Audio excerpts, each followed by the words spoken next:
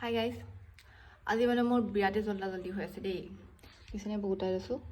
তাৰপাছত আজি মানে মোৰ এখন বিয়া আছে, মোৰ নহয় মানে বিয়া এখন আছে, তালৈ যাম মই।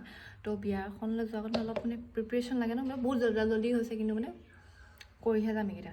কাৰণ চুলিখিনি মই 3-4 দিনমান ধোৱা নাই। মানে বহুতে কয় যে চুলিখিনি নুধুলে হেনো পুটুককৈ দীঘল হয়। মই মানে বিচাৰিছোঁ মোৰ চুলিখিনি জল্দি গ্ৰ'থ হওক, মানে খাব লাগে হেভি ক্ৰীমত, কিন্তু মানে মূৰটো নুধুলেও হেনো বোলে বহুত জল্দি চুলি দীঘল হয়, সেইকাৰণে মূৰটো মানে ধোৱা নাই। কিন্তু বিয়াটোৰ অলপ ফাইন হেয়াৰটো লাগে ন, সেইকাৰণে মানে মই কি কৰোঁ, বিয়া চিয়াত যাবলৈ হ'লে মানে ষ্ট্ৰেইটনাৰ মৰাতকৈ মানে আগতে মাৰোঁ বাৰু, কিন্তু আজিকালি ষ্ট্ৰেইটনাৰ মৰাতকৈ মানে মই মানে এইবোৰ ঘৰুৱা বস্তুবোৰ বেছি ইউজ কৰোঁ। তো আপোনালোকে ইউজ কৰিব পাৰে, দেখাই দিছোঁ এবাৰ। দেখিছেনে জবা ফুলৰ ৰ'ব হা, মই কেমেৰাটো কিবা জবা ফুল আৰু এল'ভেৰা লৈ লৈছোঁ। এল'ভেৰা সিদিনাখন আনিছিলোঁ, এই দুটা মিশ্ৰণ কৰি কেনে মূৰত লগাম। মূৰত লগাই কেনে অলপ পাছত ধুই দিম, তাৰপিছত এইখিনি ধুই দিম। তাৰপিছত আৰু এটা কাম আছে, সেইটো কৰিব লাগিব, কিন্তু তাৰ আগত এইটো কৰি লওঁ।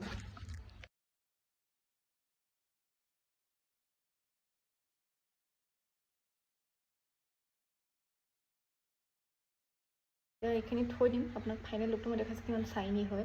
আৰু এইবোৰ সানিলে আপোনাৰ নহৰেও, বিকজ আপোনালোকে যদি ষ্ট্ৰেইটনাৰ আৰু কিবা কিবি মাৰে নহয়, আপোনালোকৰ পাছত চুলিখিনি বহুত ডেমেজ হৈ যায়। কিন্তু এইবোৰ নেচাৰেল বস্তু লগালে কাৰণে চুলি ডেমেজ নহয় আৰু বহুত বেছি চাইনি হয়। দেখিছেনে কিমান ধুনীয়া ষ্ট্ৰেইট হৈ গৈছে, আৰু মোৰ ফণিও মৰা নাই। জাষ্ট গামোচাখন অলপ এনেকৈ কৰি দিছোঁ আৰু হাতেদি কৰি দিছোঁ। কিমান ধুনীয়া ষ্ট্ৰেইট, আৰু তো এতিয়াতো তেতিয়াই আছে, অলপ শুকোৱাৰ পাছত পুৰা চাইনি হৈ যাব।